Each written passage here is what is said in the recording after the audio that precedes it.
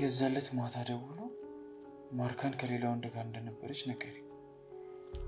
ከዛ በኋላ ደግሞ ሞተች ብዬ እንዳስብ አደረገኝ። እሱ ጋር ደብቆ አስቀመጣት። ቆይ ምን ለማድረግ እየሞከረ ነው? ሁሉም ነገር የሱ ስራ ነበር ማለት ነው?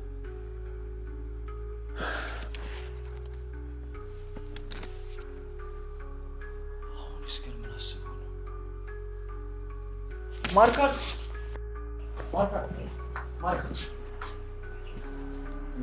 የማወራው ነገር ስሜት እንደማይሰጥሽ አውቃለሁ። ካሌብ እባክህ ተወኝ። ማርካን እባክሽ ተረጋጊና አንዴ ቁጭ ብለሽ እናውራ። ይኸውልህ ሙሉ በሙሉ ቢቻልክ ባታናግረኝ ደስ ይለኛል።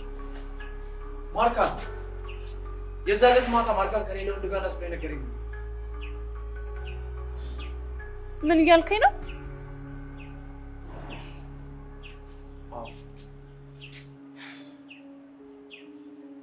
ማርካን እኔ ገድያታለሁ ብዬ እንዳስብ ካደረገኝ በኋላ አንቺ ደብቆ አስቀመጠሽ።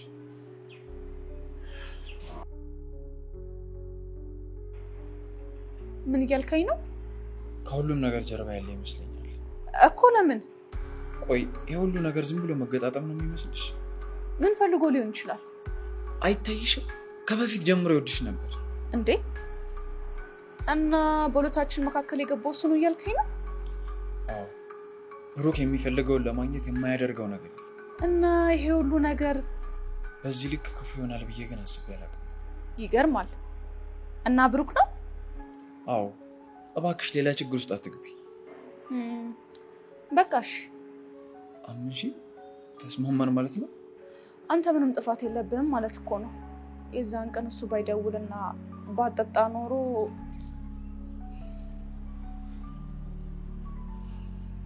አታስብ፣ እረዳሃለሁ። የእውነት? አዎ፣ ከሄለን ጋርም በመጠጣ ኃይል ነው እንጂ ማርካን ሁሉም ነገር ይቅር የማያስብል እንደሆነ እኮ አውቃለሁ። ቢያንስ ልረዳህ እሞክራለሁ። ምን እንደምል አላውቅም። ማለቴ በጣም ይቅርታ። ቢያንስ አሁን ብርድ ላይ ነው የቆመው። ገብተን እናወራ። ከዛ በፊት አንድ ነገር አለ። ምንድን ነው? ያልሽኝን በሙሉ አድርጋለሁ።